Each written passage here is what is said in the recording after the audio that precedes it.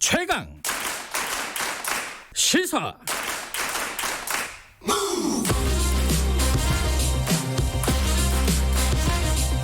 지금 여러분께서는 김경래 기자의 최강 시사를 듣고 계십니다.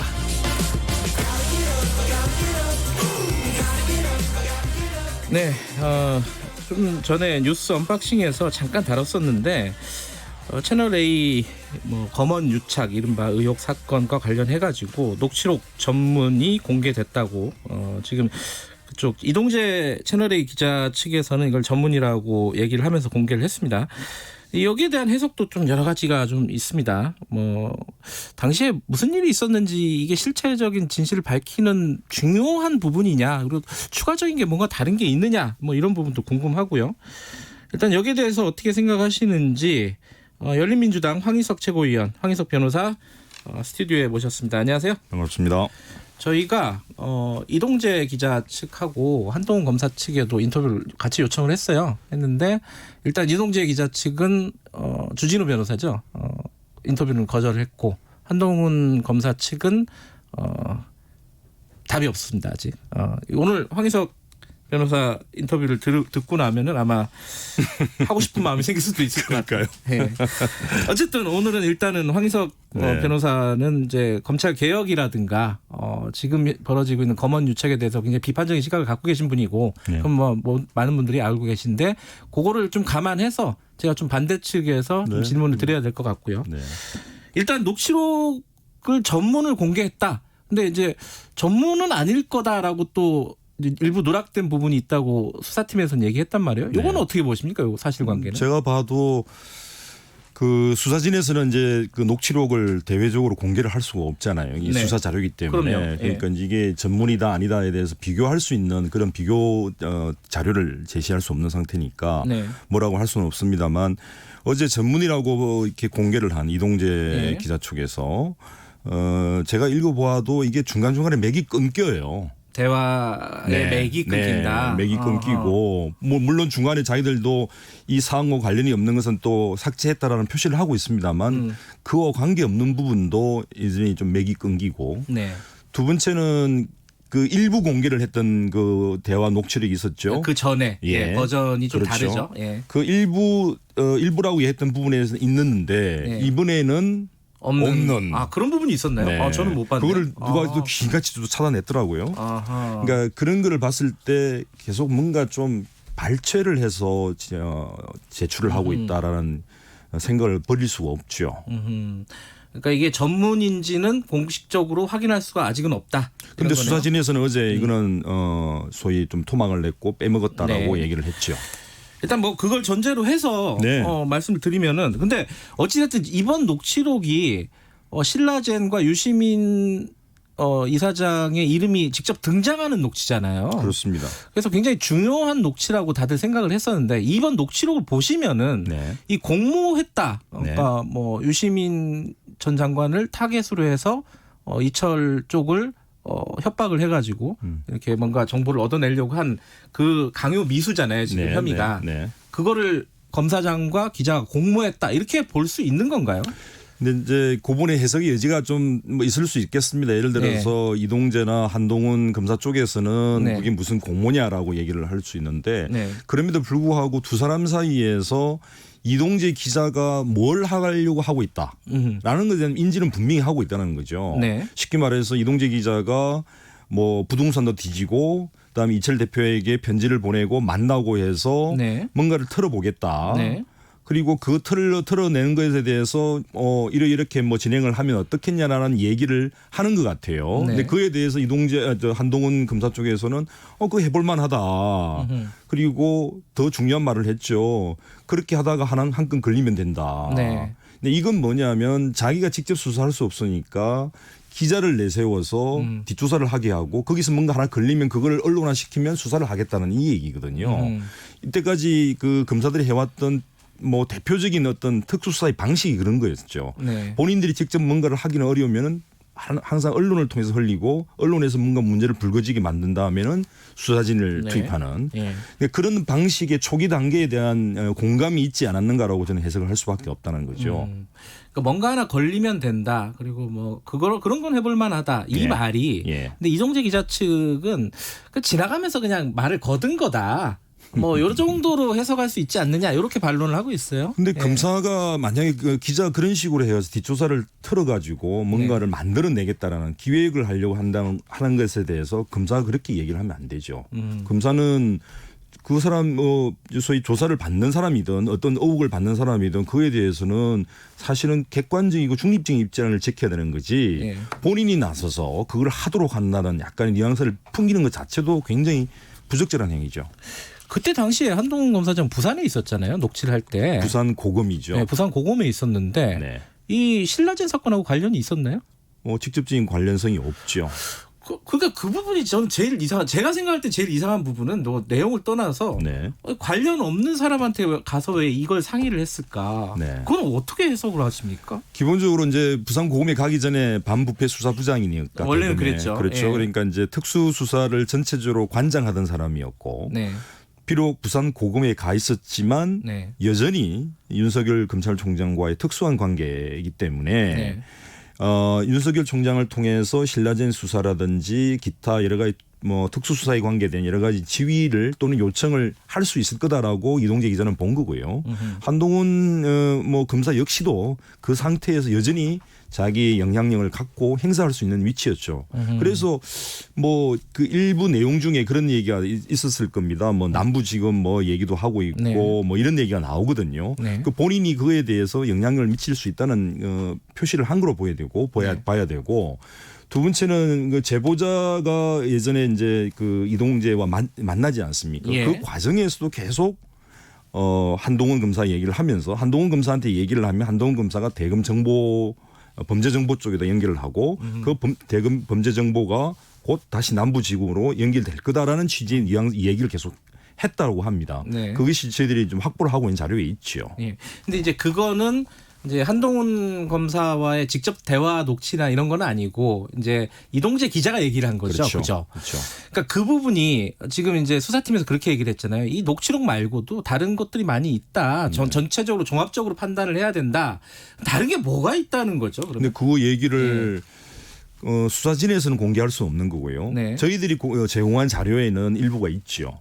저희들이 이제 그 이동재 기자와 제보자 사이의 대화. 이건 이제 이 보도 초창기에 많이 나왔던 그렇습니다. 얘기죠. 그렇죠? 그다음에 이동재 기자가 한동훈 검사와 통화했던 내용. 네. 그게 이제 파일로도 있고 녹취록도 있는 거죠. 그러니까 그것이 뭐 일부 네. 저는 확보를 하지 않았을까라고 저는 생각을 하고 있습니다.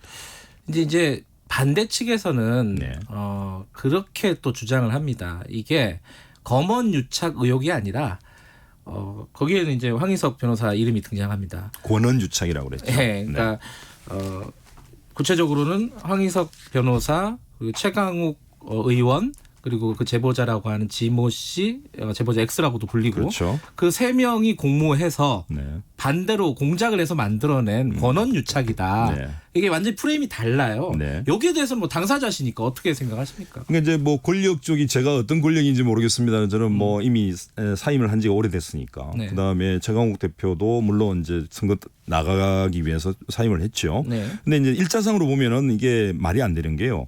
2월 초에 신라젠 수사를 윤석열 총장이 지시를 하죠. 네. 그다음에 2월 13일 날 그 부산 고검을 방문을 합니다. 그때 네. 이동재 기자가 같이 동행을 하죠. 그래서 한동훈 검사를 만나는 건데 네. 그리고 나서 2월 17일 날 첫 편지가 이철 대표에게 도달을 해요. 이동재 기자가 쓴 편지가. 네. 그다음에 2월 17일 다음에 2월 20일 또 두 번째 편지가 도착하고 2월 24일 날 세 번째 편지가 도착해요. 네. 그런데 제가 이 문제에 대해서 처음으로 접수한 거는 그로부터 한참 뒤 한 달 뒤 3월 26일입니다. 3월 26일까지 저는 아무것도 몰랐어요. 그러니까 이게 무슨 권한 유착인지 모르겠어요. 그리고 MBC가 이 문제에 대해서 제보를 받은 날이 3월 11일입니다. 그러니까 2월 13일 날 이동재 기자가 한동훈 검사를 만나고 2월 17일, 20일, 2월 24일 이렇게 연속으로 편지를 이철 대표에게 보냅니다. 네. 그럼 제보자가 그때부터 2월 24일 날 처음으로 이동재 기자를 접촉해요. 그리고 나서 MBC에게 제보한 날짜는 3월 11일. 그리고 저한테 연락을 해서 만난 날이 3월 26일입니다. 이게 이제 권한 유착이 될 수가 없죠. 그러니까 시기적으로 보면은 상황이 다 벌어지고 난 뒤에 인지를 했다. 황희석 그렇죠. 변호사께서도 네. 그리고 뭐 공작이라고 얘기할 수는 없다. 네. 뭐 이런 네. 취지시네요. 네. 그렇죠. 또 하나가 요거는 사실 뭐 황희석 변호사랑 직접적인 관련이 있는 건 아닌데 해석이 다른 건데 이런 네. 거예요. 네. 지금 MBC KBS가 보도를 한 부분에 대해서 이게 특히 이제 MBC 같은 경우에는 구속영장 워딩이랑 똑같다고 지금 비슷하다고 이동재 기자 측은 얘기를 하고 있단 말이에요. 이러면 똑같이 검찰이 흘려준 거 아니냐. 검언 유착을 얘기하면서 여기서도 또 검언 유착이 나오는 거 아니냐. 이 얘기란 말이에요. 이건 어떻게 봐야 돼요? 그래서 저는 사실은 어제 MBC 보도 이걸 뭐 보지를 않았으니까 네. 사실은 뭐 개별적으로 이렇게 보도 KBS 보도나 MBC 보도 자체에 내가 그렇게 평가를 하고 싶지는 않고요. 예. 저도 잘 보지를 않아요. 근데 예. 어쨌든 저는 제가 갖고 있는 자료와 판단을 가지고 하는 건데 네. 어쨌든 그 뭐 예전에 본인들이 해왔던 행적이라고 저는 생각을 하니까 이 모든 보도 역시도 자기들이 해왔던 행적과 똑같을 거라고 생각을 하는 것 같아요. 이때까지 이제 한동훈 검사나 이동재 기자가 지난 가을 소위 네. 말해서 정치 검찰들이 조국 장관을 낙마시키기 위해서 여러 가지 네. 행위를 할 때 그때 보면 이동재 기자가 단독 특종을 가장 많이 합니다. 네. 근데 그 대부분 보면은 거의 이 한동훈 검사나 아니면 기타 수사진에서 흘러나왔을 거라고 거의 그대로. 네. 예, 실제로 그렇게 해왔기 때문에 이 모든 것도 취재의 결과가 아니고 검찰에서 흘린 거 아니냐라고 판단하는 것 같아요. 근데 제 생각은 좀 달라요. 왜냐하면 수사진은 지금 그 수사 보안에 관해서는 네. 타이트하게 움직이는 지금 현재 네, 그 수사진이요. 검언 유착 의혹 네. 사건 수사진. 네. 예. 예전 같으면 아마 작년 한동훈 검사가 수사할 때의 모습이면 거의 자료가 그대로 다 흘러나왔을 거예요. 그래서 국회의원 통해 가지고 국회에서 막 이게 막 들려 이렇게 종이로 막 내세우고 이런 모습이 비춰졌을 건데 지금은 그런 모습은 아니거든요. 그러니까 MBC와 KBS는 모르겠습니다만 MBC가 그렇게 얘기를 했을 때는 나름 여러 가지 취재 활동을 하지 않았겠느냐. 그럼 법원을 통해서 취재를 할 수도 있는 거고 실제로 네. 영장에 관계된 서류는 또 법원에 있기 때문에 그래서 그거는 뭐 좀 모르겠어요. 저도 평가를 하기는 쉽지 않다. 지금 현재 이동재 기자는 구속된 상황이고요. 한동훈 검사는 아직 소환이 안 돼 있는 상황입니다. 조만간 소환이 될 거라고 보십니까? 소환을 했었는데 출석을 안 한 거로 제가 알고 있어요. 네, 그렇죠. 그렇죠. 아마 조만간에 소환을 하지 않을까. 아마 그거는 불가피하다. 저는 보고 있습니다.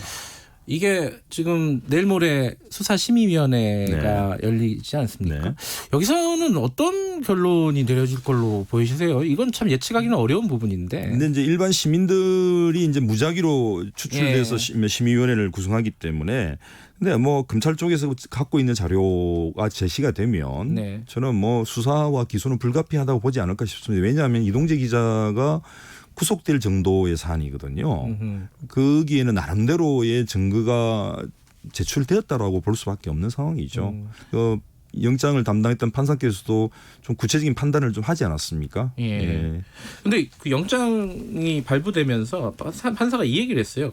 언론과 검찰의 신뢰 회복을 위해서 그 구속 수사가 불가피하다. 네. 굉장히 이례적이잖아요. 그렇죠. 판사 이렇게 밝히. 네. 이건 어떤 의미라고 보십니까?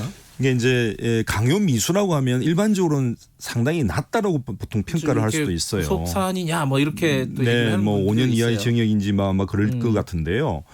근데 이제 그럼에도 불구하고 이게 일종의 우리나라 검찰이 어마어마한 권력을 갖고 있지 않습니까? 네. 또 언론도 사람을 어떻게 하면 팬으로서 네. 뭐 좌지우지할 수 있는 네. 그런 큰 권력이기 때문에 이 두 권력의 대표적인 사람이 일종 유착 관계를 갖고 네. 뭔가의 의도적인 조작 작품을 만들려고 했다라는 것 자체가 굉장히 큰 민주주의에 대한 도전이죠. 네. 그러니까 또 더군다나 증거를 인멸할 수 있는 여지가 많기 때문에 이 문제에 대해서 좀 엄격하게 그러니까 다루어야 된다라고 판사는 보지 않았나 싶습니다. 지금 추미애 장관하고 윤석열 총장하고의 갈등 관계가 지금은 약간 소강 상태예요. 그렇긴 네. 하지만은 야당에서는 어제 뭐 조영 대표 원내대표 연설도 마찬가지인데 윤석열 총장 찍어내기를 하고 있다라고 얘기하고 있고 한쪽에서는 윤석열 총장 나가야 되는 거 아니냐 이쯤 되면은 여당에서는 그런 얘기하는 분들도 있잖아요. 어떻게 보세요, 황희석 변호사께서는? 저는 뭐 사임을 해야 된다 말아야 된다 뭐 네. 이런 얘기는 좀 옳지 않다고 보고요. 네. 그거는 뭐 본인의 판단이고. 네. 근데 이제 윤석열 총장이 정무직 공무원입니다. 네. 임명직이죠. 예. 선출직이 아니고. 그러면은 그에 대한 뭐랄까 일종의 정무적 판단을 해야 되거든요. 네. 뭐 그런 부분에 대해서는 좀 아쉬운 점이 있죠. 무슨 뜻인지 잘 모르겠군요. 네. 무슨 뜻인지 청취자분들은 알았으리라고 생각합니다. 자, 오늘 말씀 여기까지 듣죠. 고맙습니다. 고맙습니다. 열린민주당 황희석 최고위원이었고요. 1부는 여기까지 하죠. 2부에서는요. 주한미군 감축 문제 최근에 좀 시끄러운데 이 얘기 실제로 어떻게 진행이 되고 있는지 송영길 의원 연결합니다. 잠시 후에 8시에 뵙겠습니다.